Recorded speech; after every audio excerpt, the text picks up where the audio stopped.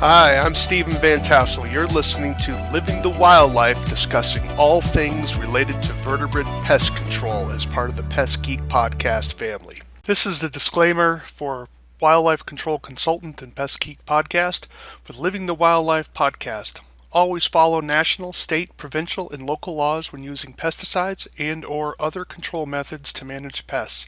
Wildlife Control Consultant, LLC, Pest Geek Podcast, Living the Wildlife Podcast, Stephen M. Van Tassel, or their or his affiliates are not responsible for followers' use of the information provided here. Hi everyone, Stephen Van Tassel here, Wildlife Control Consultant, bringing another episode of Living the Wildlife as part of the Pest Geek Podcast family.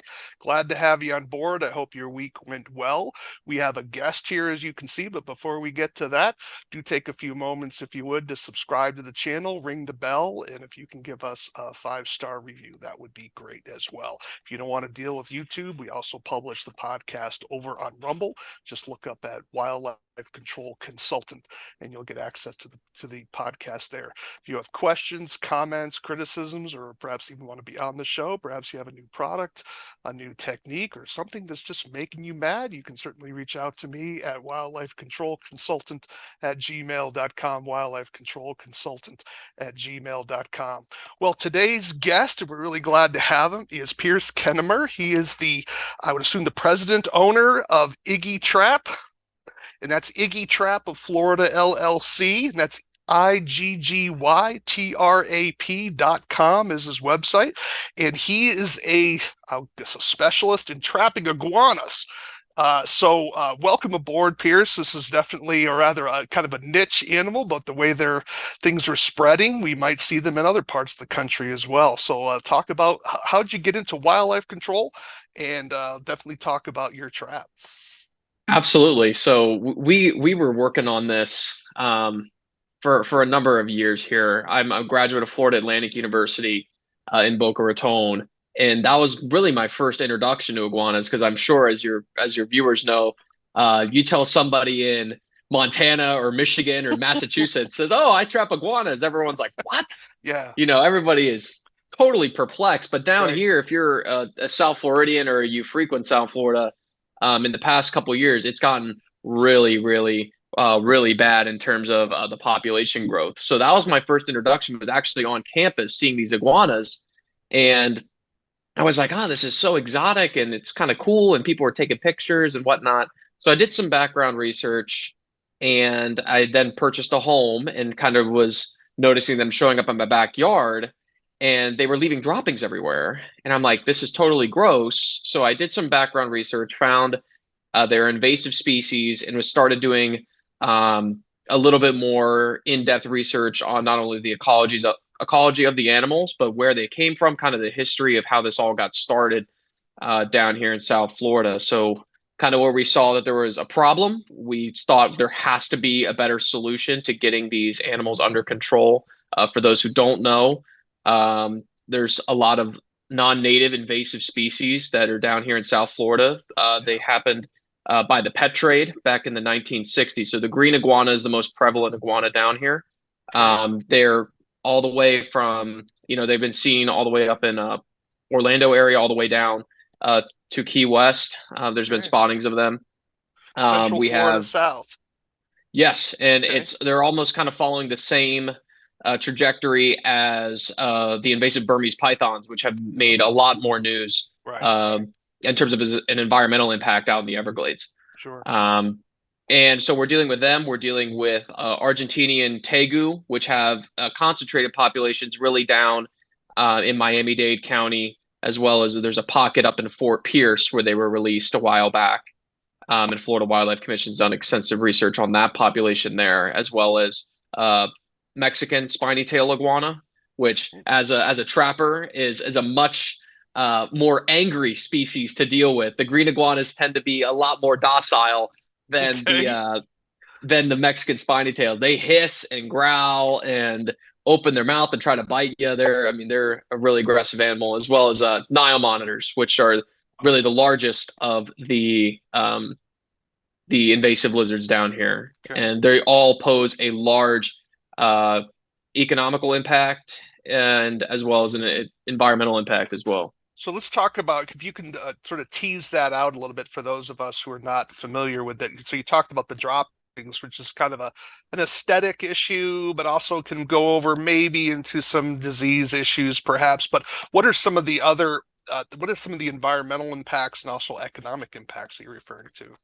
Absolutely. And this is kind of where we saw that there was an opportunity to be in sort of a wildlife control space for this. Mm, So not only are they, in just an invasive species, they tend to eat nickernut, which is our host plant for a lot of our butterflies and bumblebees down here. So we're seeing a sharp decrease in our butterfly population due to them eating their host plant. Um, and as everybody knows, once we start losing our pollinators, we start looking at crop decrease output, decrease of our crops down here. We have a huge farming, right. agricultural Yeah. business down here in Florida. Many people don't really know that. Everybody thinks of, tourism, boat parties, all that stuff. But we're Yeah. dealing with a lot of our crop output down here as well, down in South Florida, really west of Miami-Dade, out in Kendall. And we're starting to see a lot of iguana damage out there. So they're eating this nickernut, Nickerenut. K yes, I believe Okay. Knicker. Yeah, I Okay. believe that's how it's Oh, all spelled. right. But Nickernut. that's kind of like a one very good um sort of example of some of the environmental impacts.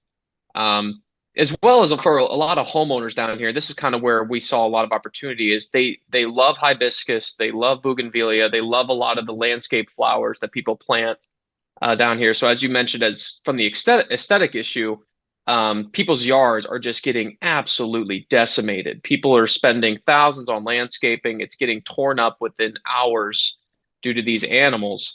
Um, The turf or just the plant, or the turf or the bushes and plants? Bushes, plants, all are having issues with Okay. just getting chewed. Yeah, I mean down to the sticks. Just Wow. all the new tender leaf is completely gone in areas that are highly concentrated. But even more so, a lot of the environmental impacts down here, the economic impact that it's having, not only on single family homes, but on our infrastructure down here as well, is really starting to create a large concern. What are some of those issues? Are they invading structures? When I looked at your Yes. site, you had a because you have some tile roofs down there. It looked like the juveniles or just some new births came out, like, or they were actually living in the roof. Is that Yes. So for single family homeowners, it's become a large problem due to that they could scale stucco. They can go right up the side of a house.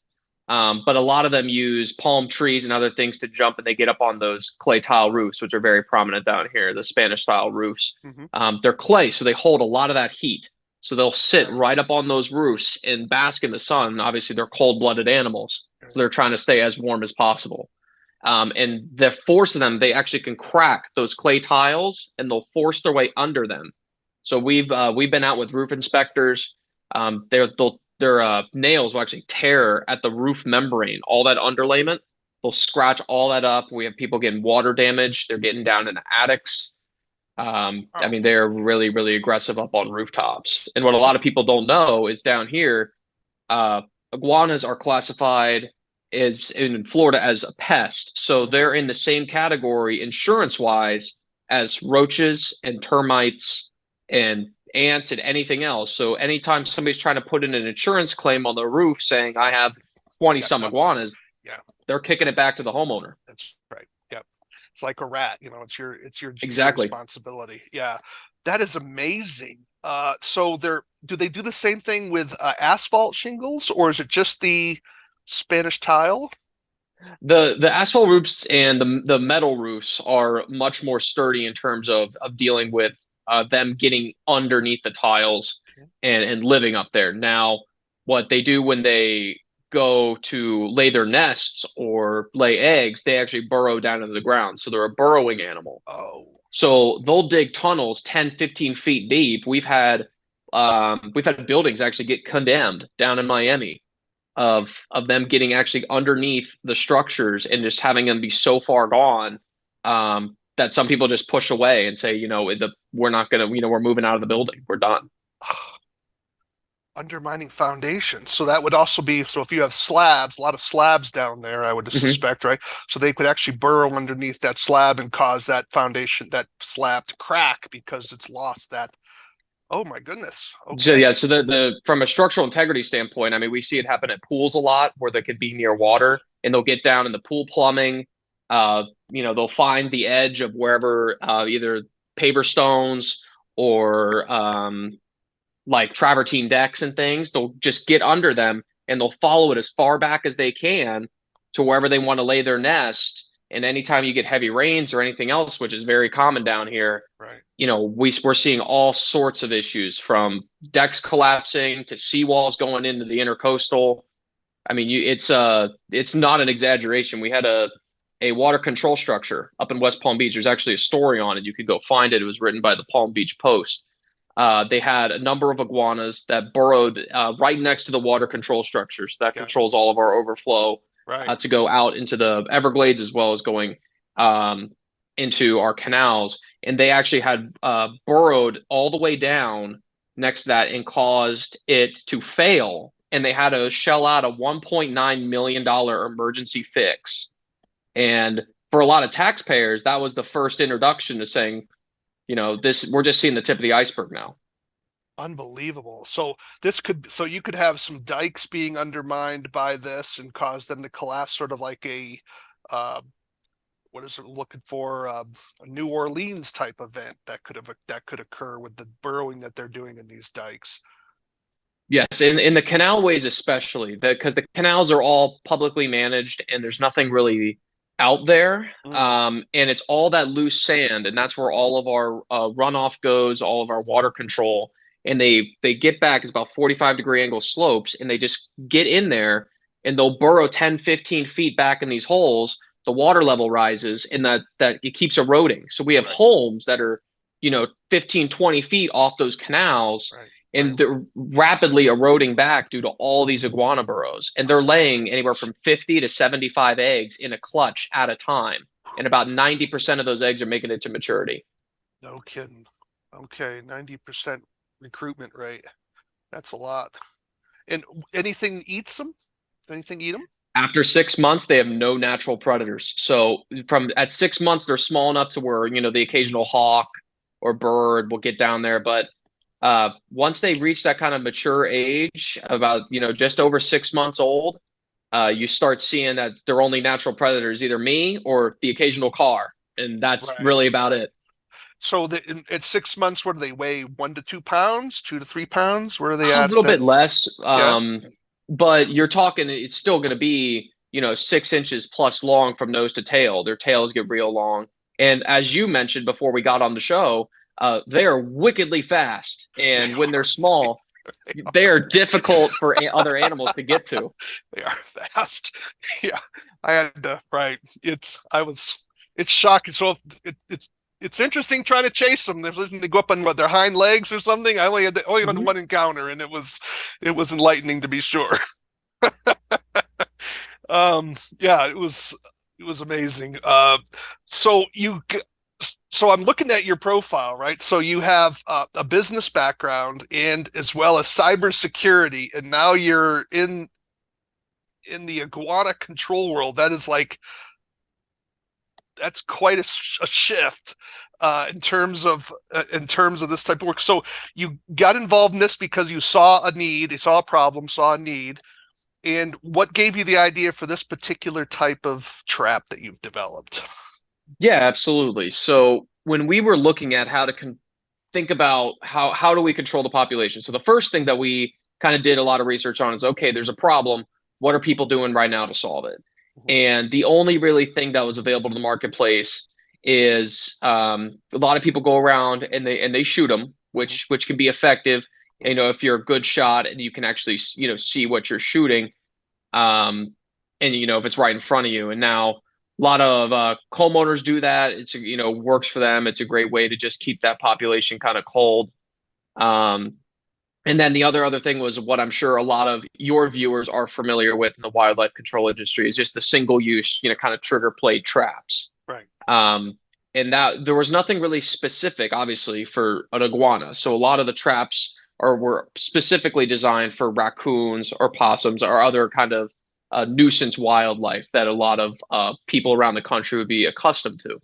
So we were Right. really trying to focus on how do we build something specific for this problem? How do we filter out the bycatch? How do we keep the raccoons and possums, which are prevalent down here just as Mhm. everywhere else, how do we keep them out of the cage? Because we were having lots of complaints of saying, well, I went and bought a nuisance trap, but I keep catching raccoons. I can never catch an iguana.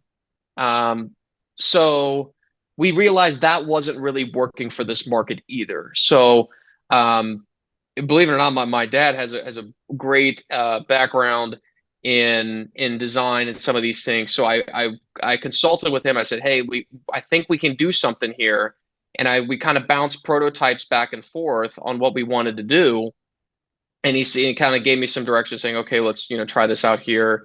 Maybe try this. So over about 5 different variations and just over a year and a half of design work myself down here, we were able to come to our production model, which you would now see on our website, which Mm. is at www.iggytrap.com. You can actually go see that and what we have available for purchase today and what we use out in the field for homeowners and businesses and HOAs and so on. Right.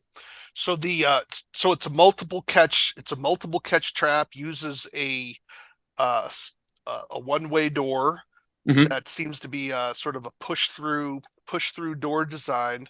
So what is the process for how you're trapping them?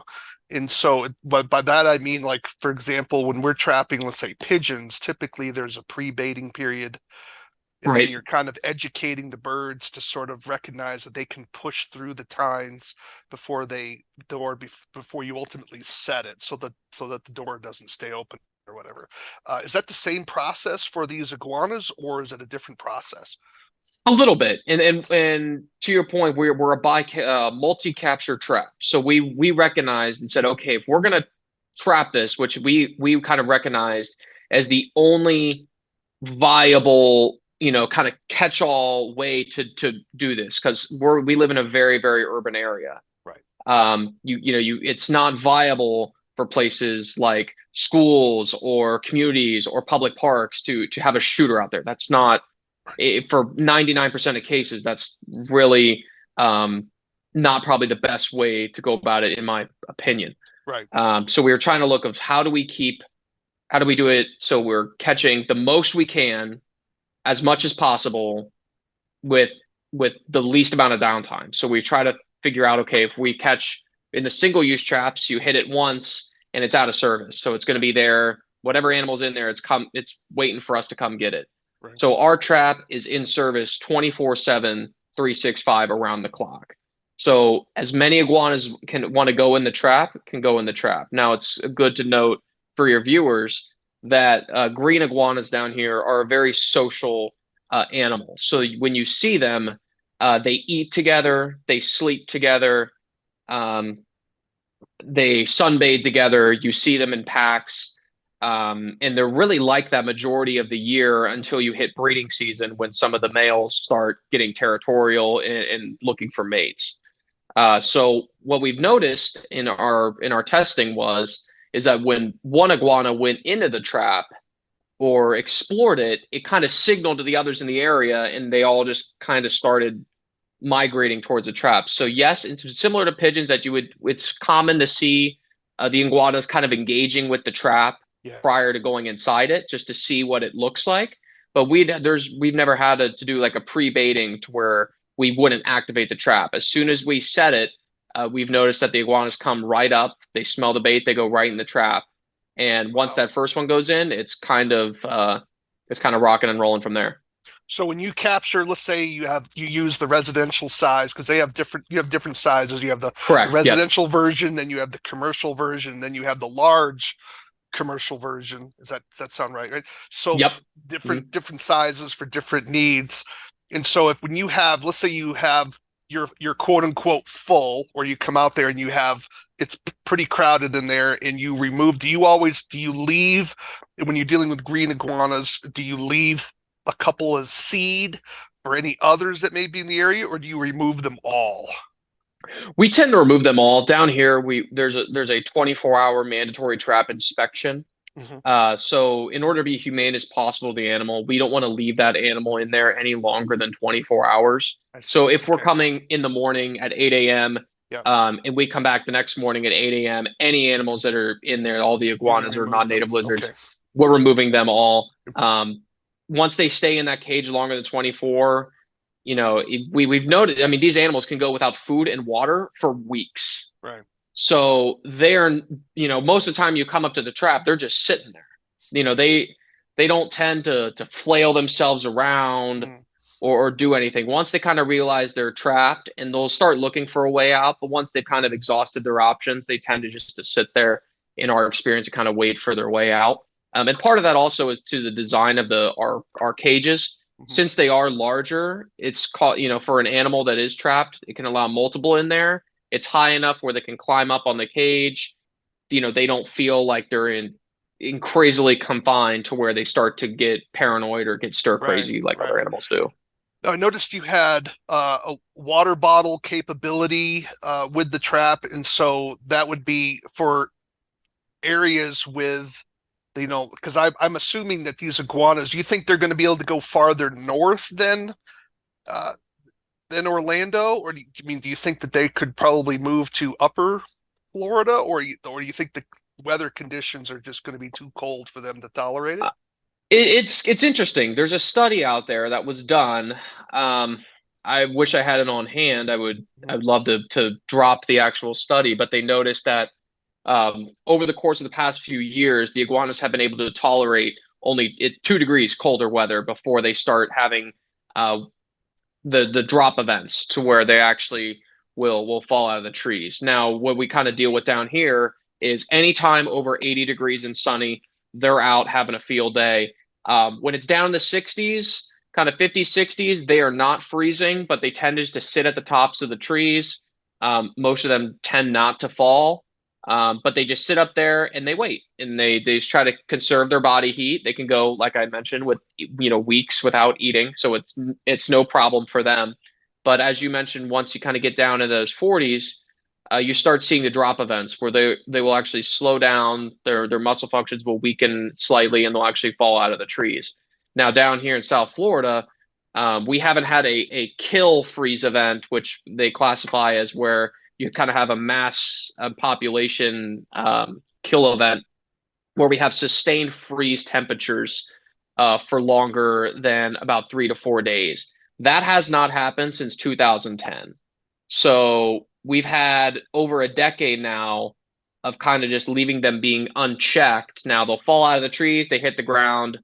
Usually within a day, they warm right back up, they come back to life, and they go right about their day. Mm.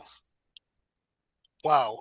So do you think that if your rules were different in Florida, let's say they're moving into another state, let's say Alabama or Mississippi, do you think that the trap would work better if you were able to leave some Judas animals behind? Like what they do sometimes with pigeons is sometimes people will take a string and tie a Mm-hmm. string to the foot of a pigeon that they're leaving for an extra day or so, and then they would come back. Of course, there's going to be water and there's always plenty of food, but then they will that way the bird's not in there for an excessively period of time, but it's a Judas bird to continue to attract other members of the flock there. Do you think the trap would work better, or is it doesn't you haven't found it mattered? See, I completely agree with your statement. Now, I would agree with you that it would probably continue to work better, Yeah, okay. having other animals in there. See, now we've had with that trapping regulation in place down here saying all live animal traps must be inspected every 24 hours. I Right. get it, because you don't want to have a raccoon or an animal stuck in there for an extended period of Right. time. Yeah. But down here, the really only thing that people use the nuisance traps for is the single use traps, Right. which Right. don't have ample food, they don't have water, they don't Right. have space for the animal to move around. So it makes sense. Our trap is different. We have food, we Mm. have water, there's more than enough space for that animal to move around. And over thousands of hours out in the field, we have 99 like 0.9% uh rate of only catching iguanas. That's You know, amazing. I can count on my hand the amount of times where we've actually had bycatch. And normally times where that comes is the animal is either very, very small. So we had a kitten, a feral kitten, get inside, which is highly unusual, likely wandered in. Cats don't have sweet receptors on their tongues. Yeah, So yeah. we use a lot of tropical fruit. So it wouldn't be something they normally be accustomed to. And the trap is designed for things like rodents to pass through, native snakes like black racers and things like that pass Mm, right through, no problem.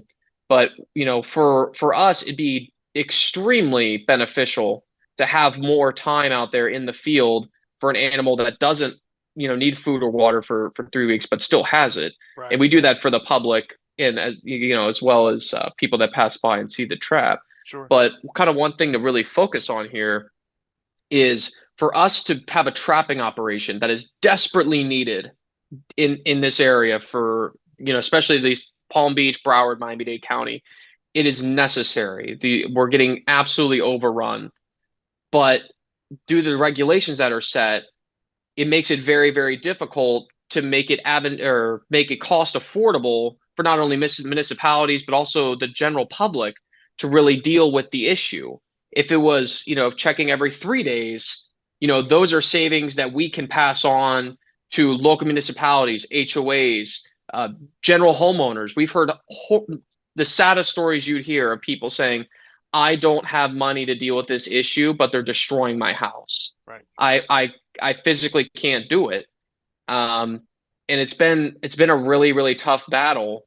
And for a lot of people and trappers, they feel as if, you know, this is an issue that is just kind of being put by the wayside on at the state level.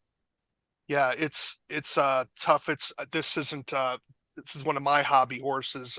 I'm a critic of a lot of associations in the wildlife control field that they spend a lot of time training and doing education, but they do exceptionally little time lobbying. And there is a tremendous need. And in fairness to states, sometimes states are reticent to do a lot in this type of, to solve this type of a problem, because once they open up the regulations, they're afraid that the animal rights groups are going to come in and do some draconian measures, and then they lose more than what they had before. But Right. it's sad. It's definitely more complicated, but unfortunately, the wildlife control industry is not organized enough for a variety of reasons, and there's not enough interest to do this type of work, because it's obviously the poor people are going to suffer with it, as they always would anyways.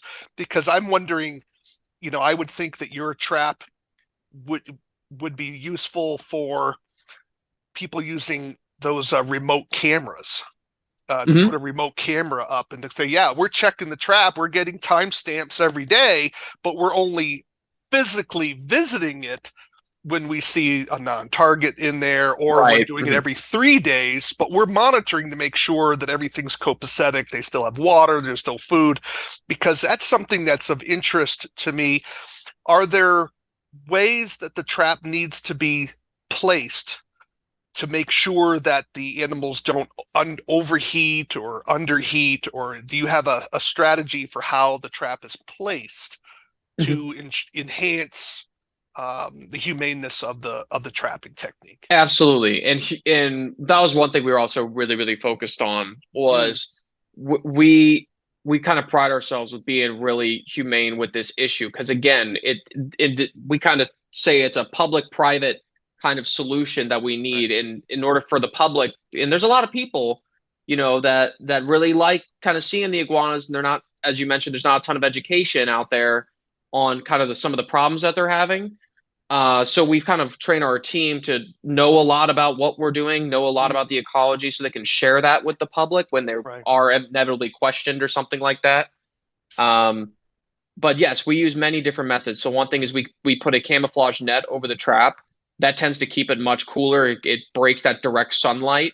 out of the trap. Now we do want to allow some of that sunlight to get in there, Hmm. strictly because the animal is cold-blooded. Right. So it's going to be most comfortable if it is warm. Um, Obviously, even cold-blooded animals can overheat.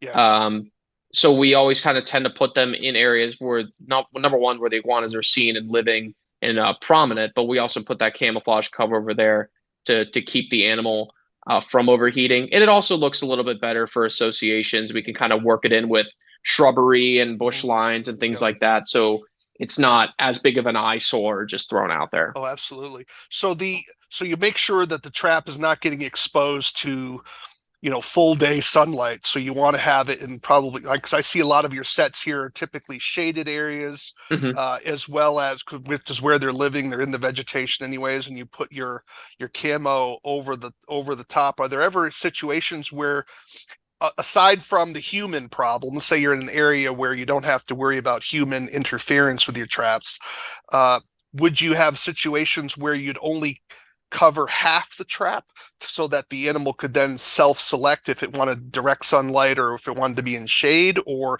do you always cover the entire trap regardless? It tends to usually always be covered. Some areas Okay. will cover just the top of the trap. So Okay. as you know, as the sun kind of moves east to west, it'll kind of shine in on the sides there. Okay. We haven't had really much other animal interference outside of a couple instances. You will have the occasional rodent that will come in there and kind of check out the iguanas and things. Um, Kind of a little anecdotal story here. I was doing a I was doing one trap that I was kind of moving, and it was a busy day, and I was walking up to a trap at an association in West Palm Beach, and I'm curling around the trap, and I have my there we have a little tool bag that has our bait and our kind of tools to work on the trap. And as I turned the corner of the cage, about 4 feet away from me, there was about an 8 foot gator that was sitting up and looking at the iguanas inside the trap. And I spooked him, and he flies down in the water, and splash goes up, and Yeah. I'm like, Oh, I'm kind of walking back to the car. Kind of took a minute, and yeah. Glad I'm he was like, afraid of okay, you rather than the other way yeah, around, right? exactly, That's yeah, gators are, gotta respect the gator. Just yeah. gotta He respect was that. looking for a snack. He was looking for a free snack, without a doubt. All right, well, let's talk. I want to talk about a couple of more things. One would be the baits that you would advise for someone to use in this trap, and then also how the animals are disposed of. Yeah. Okay. So best thing that we've noticed, and a lot of wildlife trappers use a lot of the same things. It's non-citrus tropical fruit. So a lot of the things that are readily available down here, mangoes are great in the summertime months when the mango trees are fruiting. Bananas, papayas, tomatoes all work great. Kind of the normal fruits. Now, anything that's like a grapefruit or orange or lemons or limes, those that harsh acidity is a Right. little too much for them. They won't go for that. Hibiscus flowers work great. People use fake flowers with hibiscus oil. That's kind of a tried and true method for a lot of wildlife trappers down here. And all those methods work fantastic for luring the iguanas in. Any pheromones? Scat, lure, bodily secretions of any sort that would be of use, or is that Um, they tend to not really be interested in that. okay? The I mean, them themselves, I mean, their secretion is crazy. I mean, their scat that they leave down here, as we kind of mentioned at the beginning of the show, it does serve a huge health risk for a lot of people. So the iguanas are known for diving down in public pools here, and there's always a video, seems on the 10 o'clock news, of somebody gets freaked out because an iguana jumped out of a palm tree and splashed into the pool. Um, but their droppings contain salmonella. Okay. So for a lot of people, that can make somebody very, very sick. Um, Now we've seen also with dogs, because dogs are a little bit um, a little less informed than humans are in Yes. terms of Yes. looking at their scat. So they just have dogs run over and they eat it, and dogs get really, really sick. Another kind of thing, I know it's a little off topic, but cane toads down here really have been serving a huge issue for dogs. People let their dogs out at night. The dogs go and munch down on a cane toad. Those cane toads secrete their poison, and dogs are Mm. getting paralyzed, dying. It's become another huge problem down here that we're dealing with. So is that going to be another trap idea for you? Because that certainly, are you working Stay on that? tuned. Oh, stay Stay tuned. tuned. Okay, you heard it here first, folks. So maybe there's another trap in the works, without a doubt. So well, that's very helpful. And the type of water, so because some animals can't use the drip bars, but it looks like I Right. saw you with the drip ones, where the animal has to kind of put their tongue up to it and kind of suck it out of that tube. So obviously the Mhm. iguanas are able to get water that way. Yes, the drip tube works great, Okay. and we have that dish below to collect it, so it just kind of gradually will leak from the bottle. But that dish also collects rainwater, Mhm. morning dew, all those things. Funny enough, we've actually caught cane toads with our Iggy Trap. Oh, there you Um, go. we Okay. we have yet to consider that bycatch because Right. we Okay. kind of just Right. kind of cancel that out because it's still Sure. catching So something that's that's a done huge for issue. that. That's just a freebie for the client. Then you just do Oh that one yeah, for no exactly. cost. Okay. All right. So how about, so you have so let's say you have 10 to 12 iguanas inside of your trap. What's the process for removal and dispatch?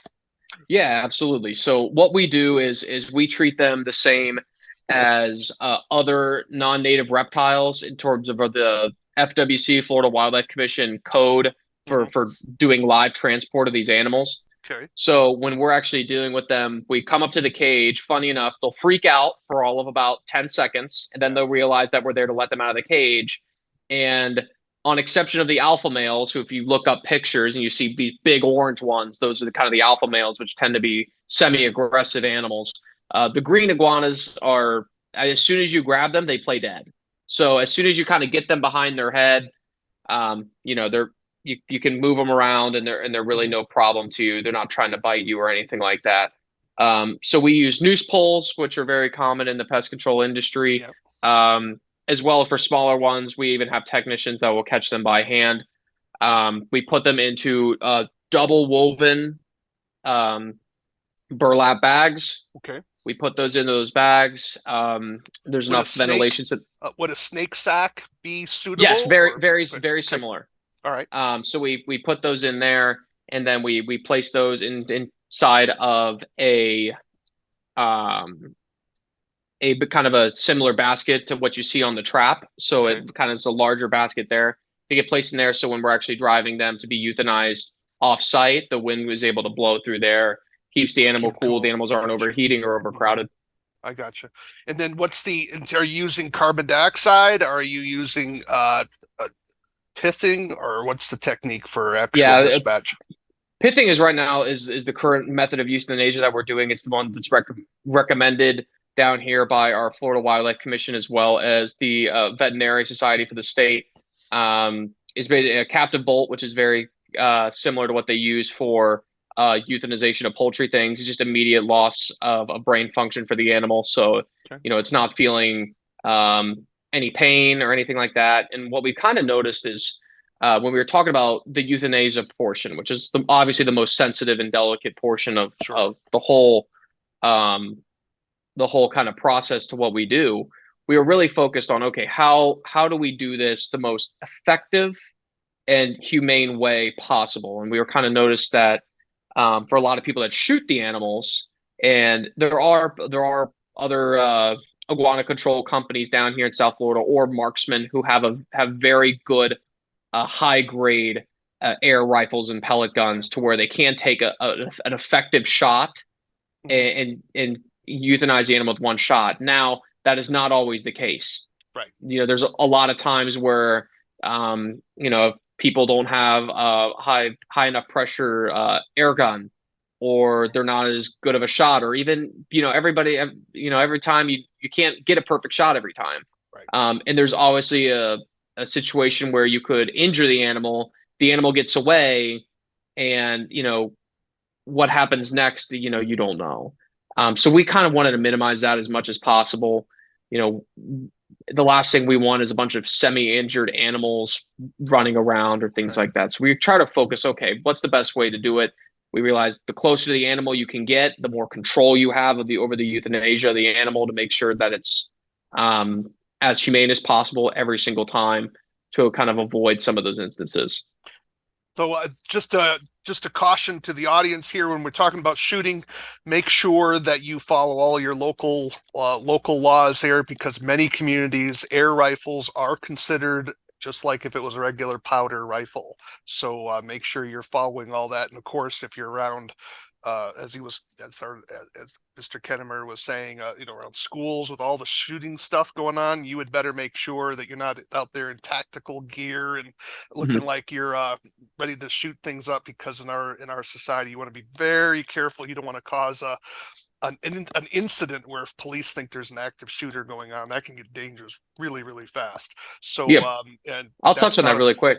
absolute. So you make sure if you're shooting, there's a lot involved. There's a lot involved to it, and that's not our topic for today. But definitely make sure you're really legal, Yep. and that you're a good shot, as good in reality as you think you are in your imagination. Is how Yep. I like to say like to say When that in doubt, call a professional. When in without a, doubt, without a call the doubt. professional. It's we've had a lot of instances down here in South Florida where city commissions have brought up the issue of shooting. There's people doing guided tours, going down canalways, and they're shooting up into people's backyards. People's windows were getting blown out. Oh my gosh.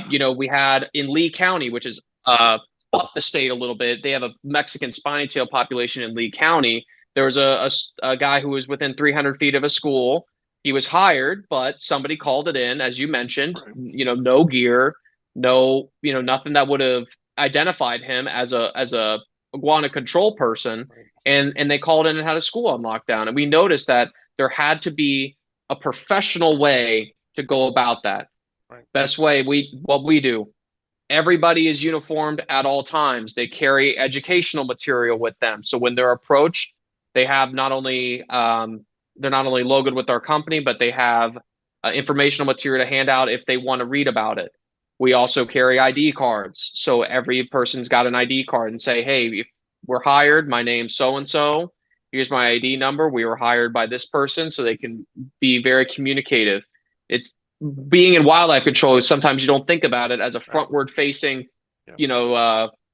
to consumer kind of job, but it really is, and we really kind of pride ourselves on that education portion of it. So yeah, definitely in local laws and all those things are really important to get educated on.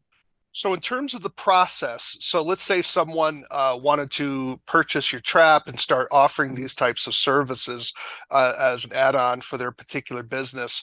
What are some pitfalls they need to be watch out? Are you charging, there's different models for how people charging by the animal, charging by the time, charging by, we've eliminated the number of animals that you have here at this given Mhm. period of time. How is you don't have to talk about actual pricing, but what is the philosophy behind how someone should price in terms Absolutely. of that?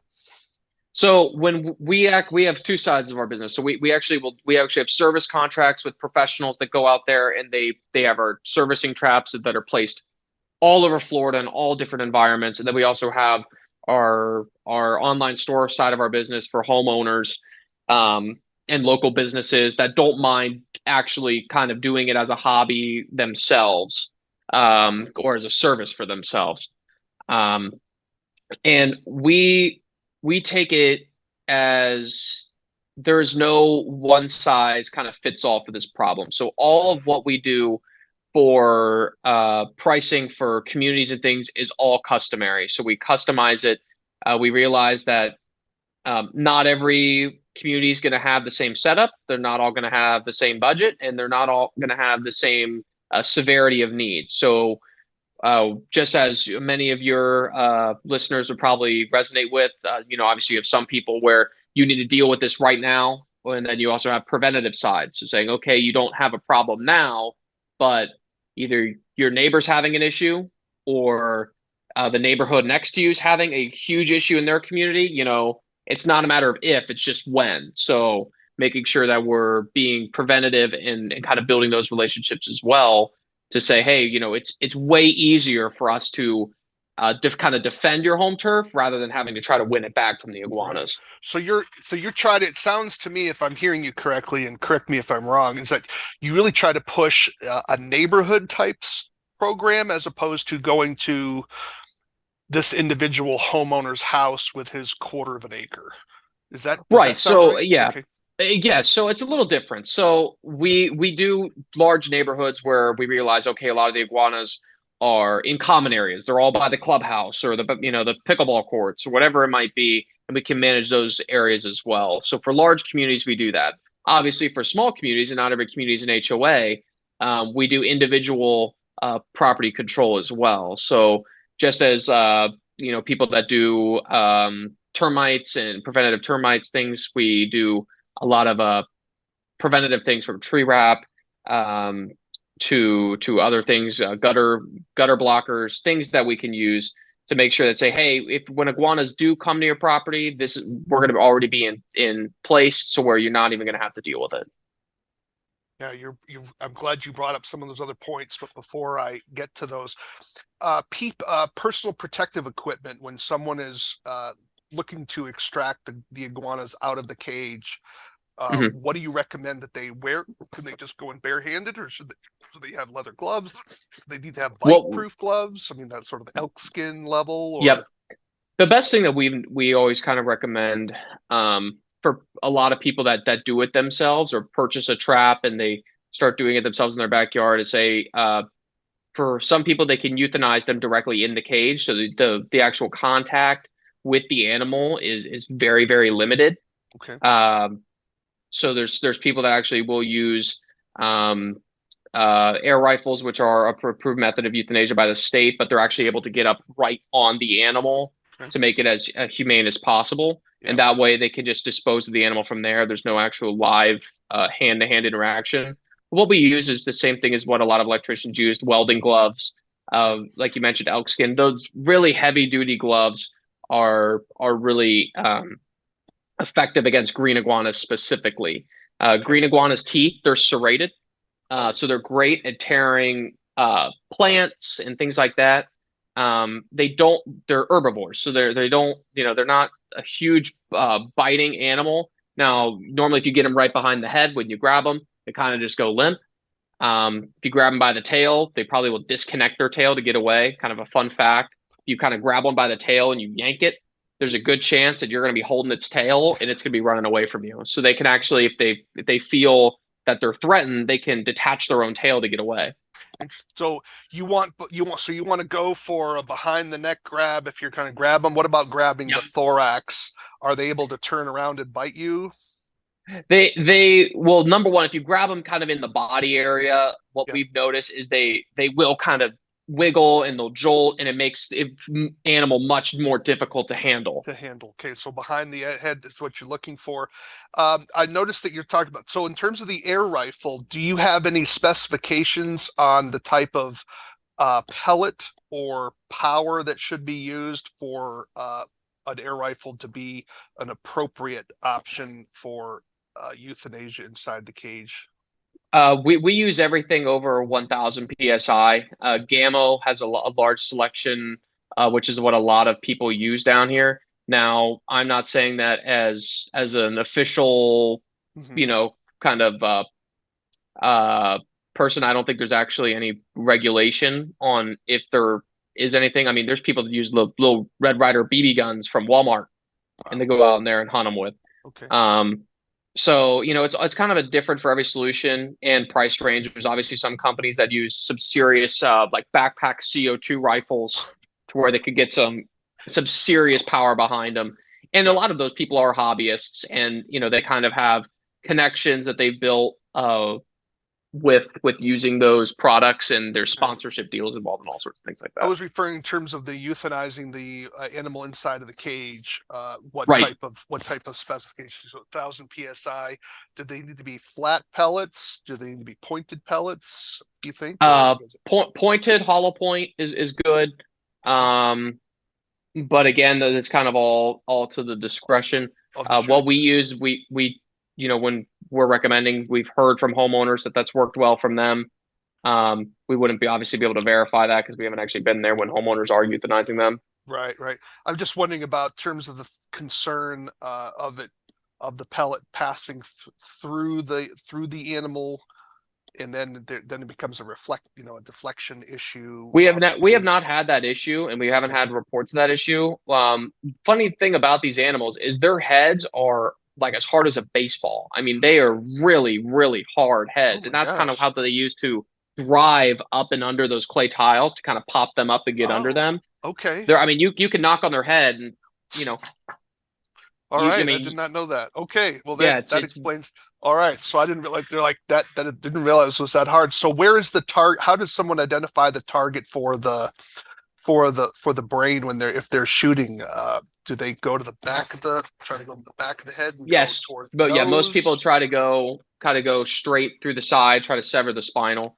That tends to Okay. be All right. the most utilized way now, the most effective way again, which is the what FWC recommends is the captive bolt because that's again you're pithing, so Hmm. you're 100% going to hit the brain Yeah. every single time. But again, that's something professionals use. Yeah. And so and does the Fish, Wildlife, and Parks in your state provide literature on how that's to be done, or does the person have to search for that on their own? Yes, it's on the website, and It's on their unfortunately, website. Okay. there's not. That's the kind of the other issue is the education behind the issue. There's a lot of people that know they're here, they know they're not supposed to be here, but no one really knows what's to be done. And there's a lot of people, granted, in they don't want to deal with things like this. They don't want to be troubled with owning a cage. They don't want to. A lot of people say, okay, I know that these animals have to be euthanized just as any other pest does, Hmm. but I don't want to be a part of that. And Right. so we kind of take all those concerns in and we try to offer that solution ourselves to other people because again, as I mentioned, when in doubt, professionals always is the safest option when you're talking about animal safety, you're talking about community safety. You always want to make sure that you're kind of taking those things into account. Yeah, so let's explore that a little bit. So let's say there's another a wildlife control operator in South Florida, and they say, I'd like to add this to my business. And could they call your company and become a contractor for your company, or do you only use your own employees? Do you have people across We the haven't state? really we haven't explored too much of that yet. We've kept a lot of what we've been doing in house I see. to Okay. start. And we've sold a number of our traps to businesses and homeowners, things like golf courses, people that have staff to do it internally. There have been talks with other pest control companies, but again, for a lot of people, this is for a lot of normal pest control operators. Hmm. Um, Doing this wildlife control, I mean, it's a big step into a different sort of business. So when you're talking about having to build an operation to check traps every 24 hours or trying to Yep. build the infrastructure to even purchase the traps and storage, all those aspects come in. So we haven't explored too much of that yet, but Yep. I wouldn't say that would be, kind of out of the works. I would just say kind of, you know, come back in a couple months and All right. see what the answer is. Sure. Well, who knows? So if you call, definitely people say you've seen it here on Living the Wildlife podcast. So I'm intrigued by your tree wrap. Mhm. So when I was looking at the website, talk about that tree wrap that you have for the I'm assuming for the iguanas. Talk about that a little bit. Your tree wrap. Yeah, so a lot of the iguanas roost in the trees at night to sleep. So they get up there because they realize that there's no predators that are going to be able to get to them up there. Again, they don't have any predators, but it's just how their animals are programmed. So Mm, they get up to the tops of the trees, keeps them off the ground, and keeps them up near the sun. So when that sun comes up, are the first ones to kind of get the sunlight. Um, and when they find trees that they like to sleep in, they tend to stay near those trees. They tend to return to the same trees almost every single night. So when animals are or iguanas are in an area, they tend to stay there. So we kind of realized, okay, how do so we could keep them out of the trees, but what's stopping them from coming back? So, one takes over the tree, and we actually make jokes with our clients. We had a one large alpha male iguana, and that was his tree. And there was no one else sleeping in that tree any Okay. night. We actually put a trap at the base of the tree. He came down to eat, got caught in the trap. We removed him, and it was like open season. And so there was multiple males circling the tree, and they were getting ready to fight each other. And it was Where'd you like get we that just tree? yeah, it's like who they're gonna fight for either that there was a mate nearby, and we made the joke that said, "Oh, they're fighting over the tree." But sure enough, 2 days later, another alpha male sitting up at the top of the tree. So somebody won it. Somebody Somebody won. won. That's awesome. Um, so we were trying to figure out, okay, how do we keep them away? And the tree wrap is used by a bunch of companies down here. And it's just it's a clear polymer that's a self-adhering. It wraps around the tree, and it keeps all sorts of animals out of the trees. So not only iguanas, but it even keeps squirrels out and other things like that. Really? So they just can't grip it, or does it have a Correct. stickiness? So Oh, okay. so it's that slick polymer, and they can't dig their nails into it. So iguanas are incredible swimmers and climbers. They can Okay. swim like nobody's business, faster than you've seen, and they can hold their breath underwater for 45 minutes. So 45 minutes? 45 minutes. Oh my So gosh. so we've had one of my technicians was out on a dock and walked up on an iguana, and he was gonna noose it from behind, and it jumped into a pool, and it just sat at the bottom of the pool. So I call him and I said, "Hey, we got to meet over at this property. Will you be ready? How you looking on time?" And he goes, "Well, I'm standing here, and I'm chasing this iguana around the pool because it won't come up the surface, and it would just swim. There's a large pool, Yeah. and he's out in the middle of the pool, and I go to do some, and he swims over here, but he won't come up."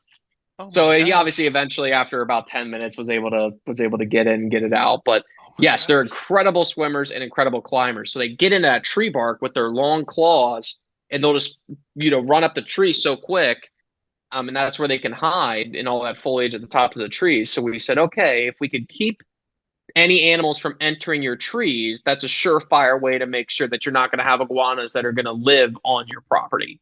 They might live in your neighbor's yard, but they're not living in yours. Right. So for a lot of homeowners, we do that as a preventative for people that are in either high density areas where there's a lot of iguanas, or people that have them now, Yeah. or they have them, they have a tree that runs near their roof line, and they have iguanas that use that as a runway. They run up the tree, and they'll follow a branch over and hop onto the roof, and then they use that to go and sunbask.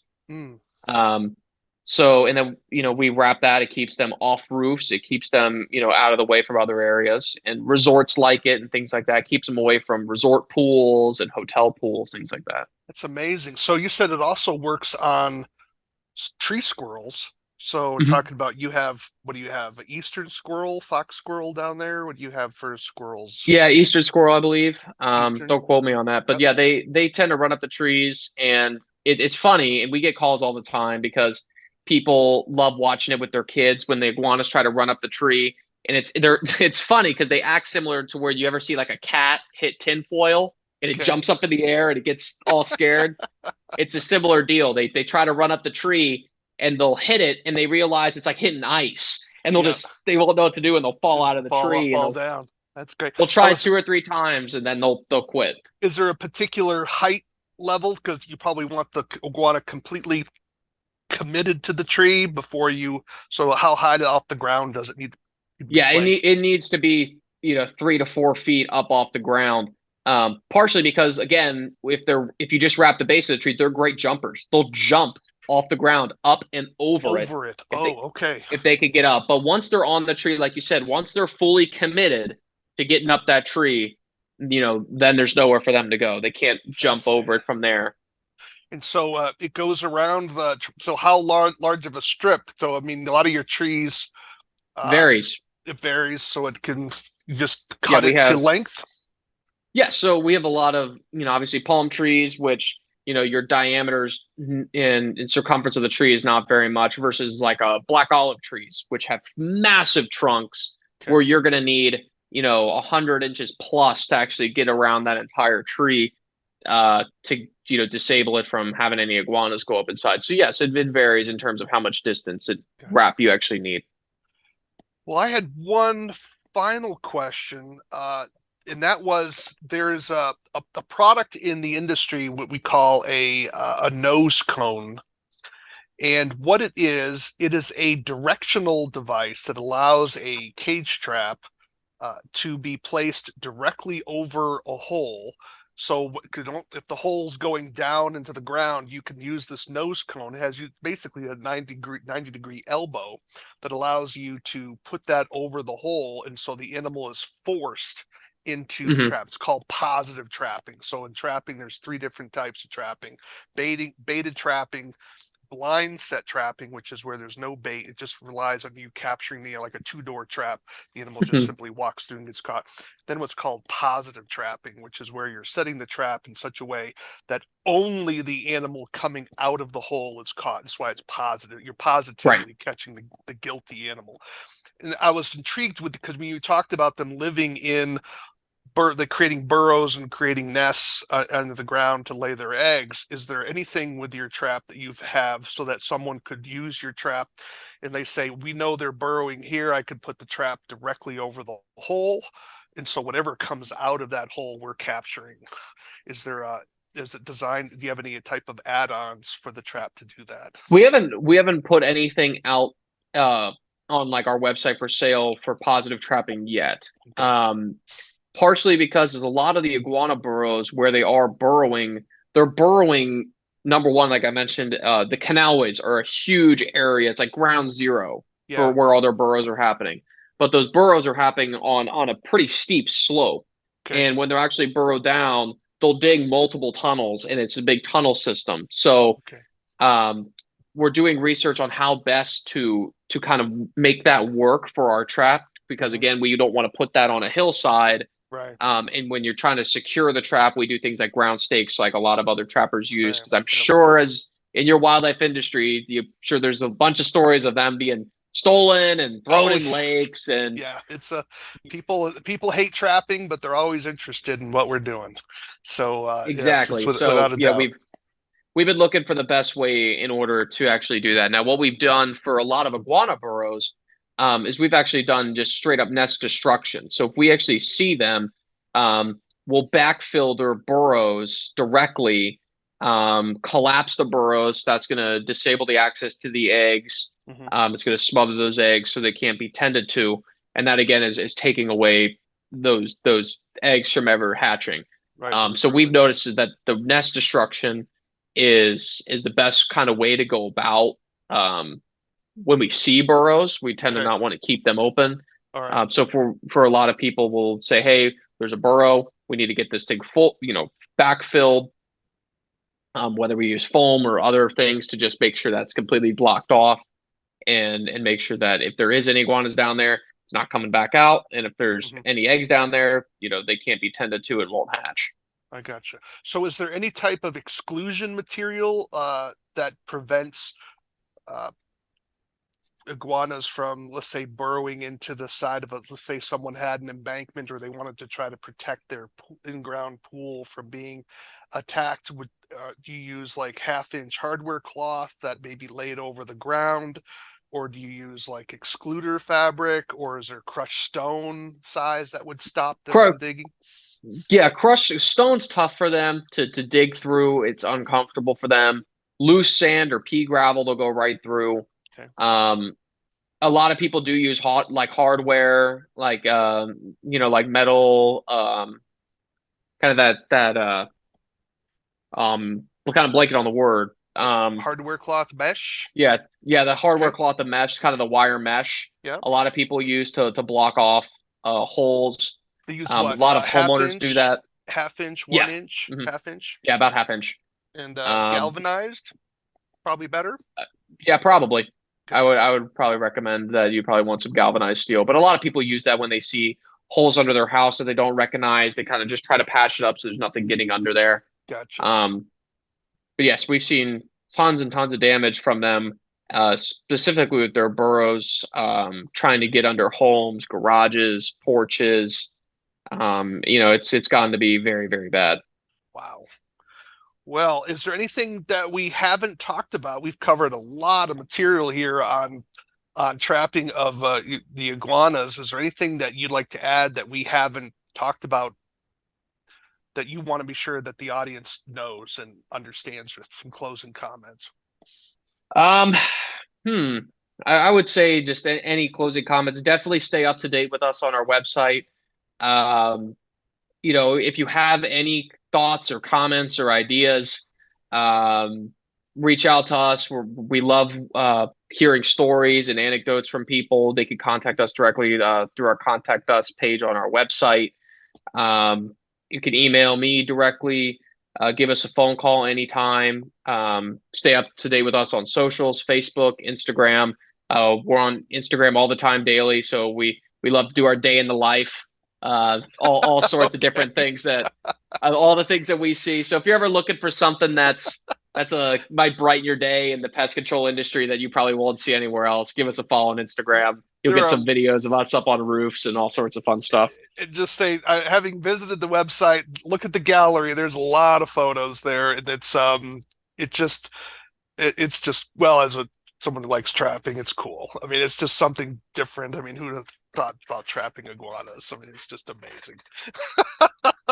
That is so cool. Well, thank you very much. So we've been listening. If you've been just following us and following us here, we've been listening to uh, Pierce Kennemer he is the owner of the Iggy Trap. That's IggyTrap, Iggy Trap of Florida LLC. And you can go to his website, the IggyTrap.com. That's IggyTrap.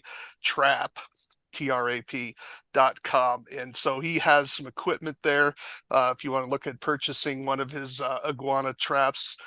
Because we need to manage these species, and I would suspect we're going to get more of them. And I'm just wondering whether the trap could be used for some other animals that maybe are beyond iguanas here, but definitely something different. So Mr. Kennemer, really glad to have you on the show. Hope you enjoyed it. So we'd like to and have like love to have you back when you come up with some new equipment or some new techniques. We'd love to have you give us part two of what's going on with iguana trapping in southern Florida.